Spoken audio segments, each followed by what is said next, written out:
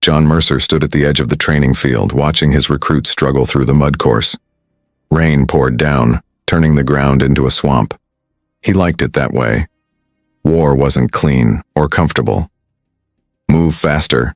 The enemy won't wait for you to catch your breath," he shouted through his tactical mask, the black polymer hiding his face from the recruits. Most of them pushed harder, their faces twisted with effort. But one recruit stopped. Allison Reeves. She stood up in the middle of the course, mud covering her uniform. "This exercise makes no tactical sense, sir," she said, her voice calm despite the rain. "In real combat, we wouldn't expose ourselves this way." The other recruits froze. Nobody questioned Instructor Mercer. John walked slowly toward her, boots sinking into the mud with each step. "You think you know better than me, Reeves?" "I think the training should match real scenarios," she said, not backing down. "This is just suffering for suffering's sake." He stopped inches from her face. "War is suffering. I'm preparing you for reality." "You're preparing us to die unnecessarily," she replied. The training field went silent except for the rain. John felt rage build inside him. 20 years of military service, 3 wars, and this recruit thought she knew better. His hand moved before he could stop it. The slap echoed across the field, his gloved hand striking her cheek hard enough to turn her head. What happened next changed everything. Allison moved with impossible speed. Her hand shot up, grabbed his mask, and crushed it. The reinforced polymer shattered like glass. John blinked in shock as pieces fell away. Her eyes weren't human anymore. They glowed slightly, with vertical pupils like a cat's. "Security breach! Code red!" John shouted, reaching for his sidearm. Allison was already running, moving faster than any human could. Guards appeared at the perimeter, weapons raised. She dodged the first shots, leaped over the fence, and disappeared into the forest. 3 hours later, John sat in a windowless room deep under the base. General Harris placed a file on the table. "What you saw today is classified beyond top secret," Harris said. "Allison Reeves isn't human, she's Vex." Vex? Aliens. They look exactly like us. They can copy our DNA, our appearance, even our memories. We've known about them for decades. John's mind raced. "How many are there?" "We don't know. Could be hundreds, could be thousands. They're infiltrating our military, our government." "Why tell me?" "Because you've seen one reveal itself. We need people who can identify them. Welcome to Project Sentinel." John looked at the photos in the file. Different people, all with those same strange eyes when exposed. "There's something else," Harris said, sliding a small device across the table. "We found this in Reeves's quarters. It's some kind of message recorder." John pressed the button. A hologram of Allison appeared. "If you're watching this, I've been discovered," the hologram said. "I wasn't here to spy. I came to warn you. My people are divided. Some want peace, others want Earth. I defected to help humanity." The hologram flickered. "They're already here. The war started yesterday."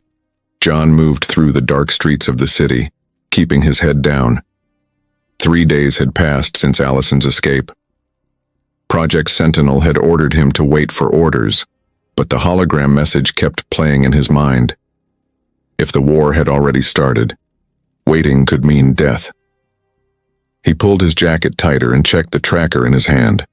The military had planted chips in all recruits. Allison's signal was weak but still active, leading him to the industrial district.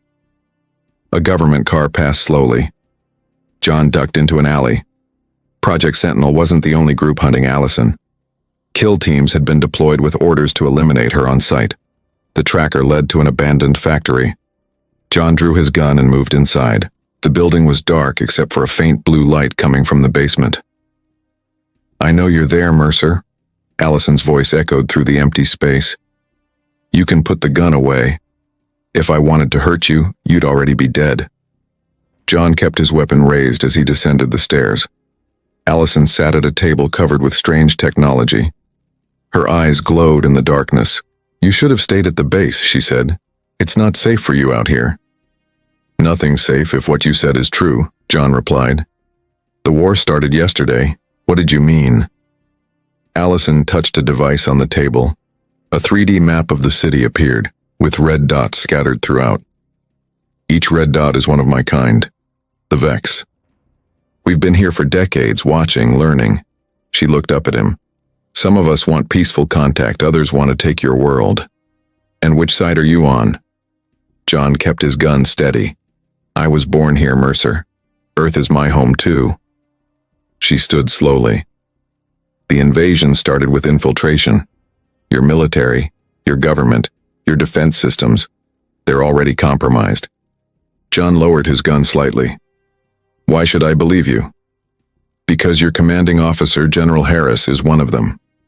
She handed him a small drive. This contains proof.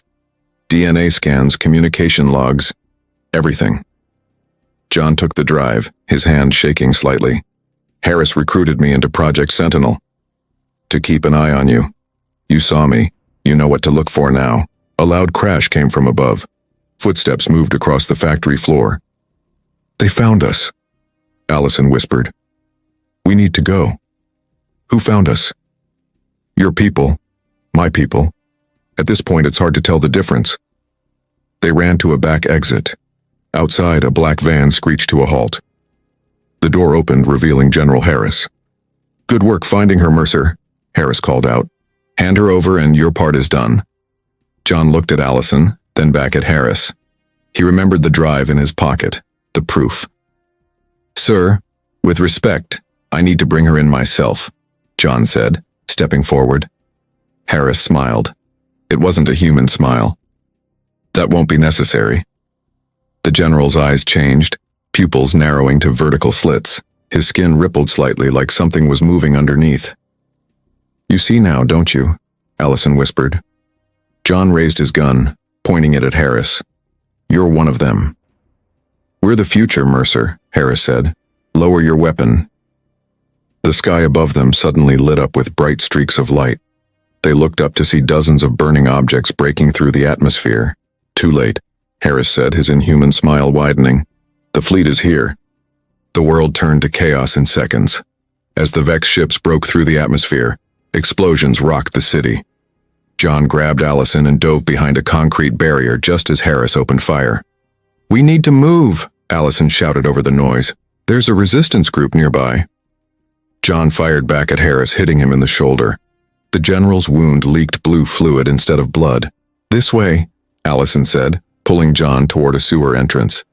They climbed down as the sky continued to burn above them. They moved through dark tunnels for what felt like hours. The sounds of destruction echoed from above. Finally, they reached a heavy metal door. Allison knocked in a pattern. The door opened to reveal a makeshift bunker. Inside, a mix of humans and disguised Vex worked at computer stations and weapon tables. You brought a human here?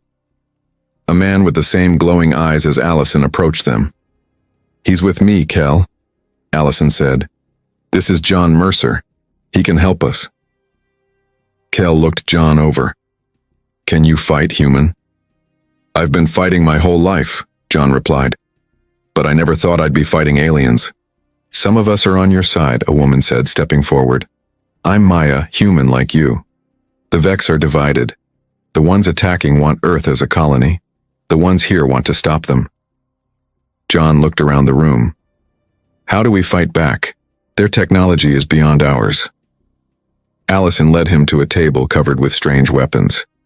Not anymore. We've been preparing. She handed him what looked like a rifle, but it hummed with energy. This disrupts their shields. We have enough for a small team. A team for what? John asked.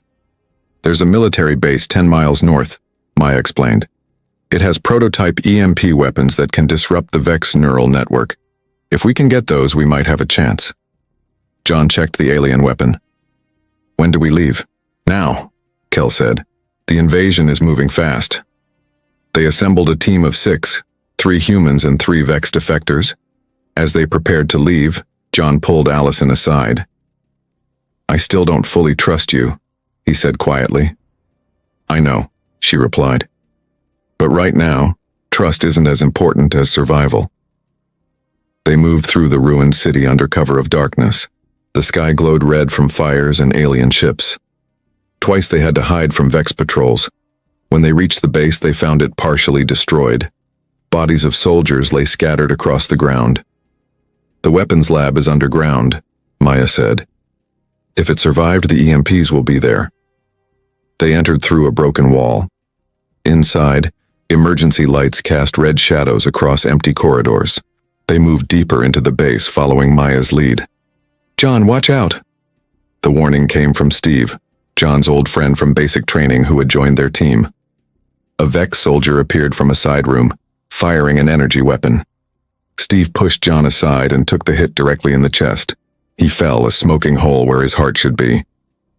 "No," John fired back, the alien weapon pulsing in his hands. The Vex soldier exploded into blue particles.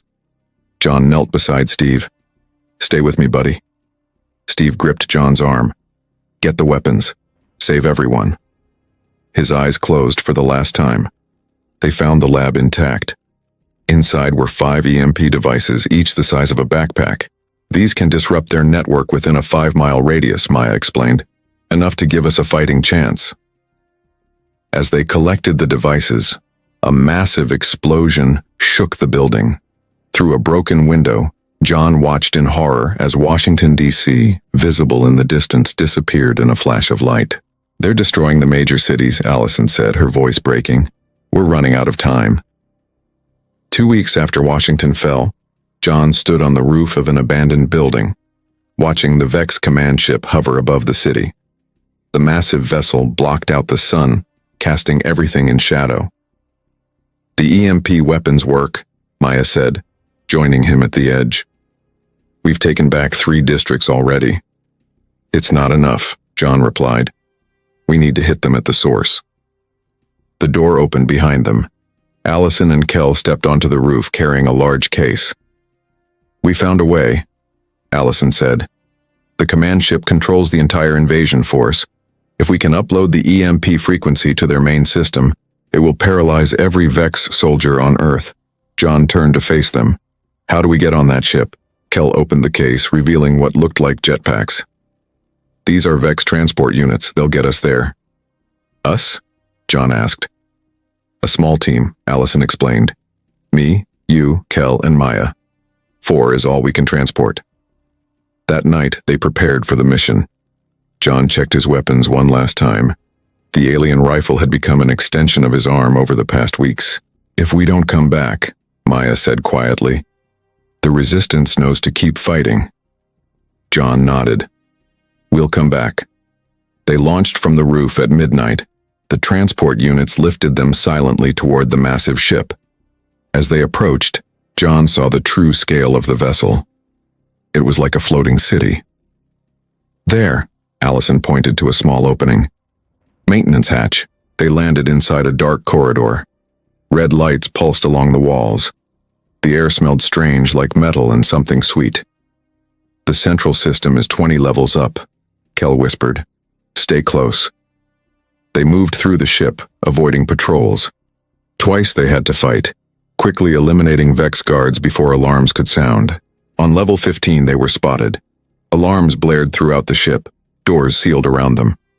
"We're trapped," Maya shouted, firing at approaching guards. "Not yet," Allison said. She placed her hand on a wall panel. Her skin changed, becoming the same material as the ship. "I can access the system." The doors reopened. "Run," she commanded. "I'll hold them off." John hesitated.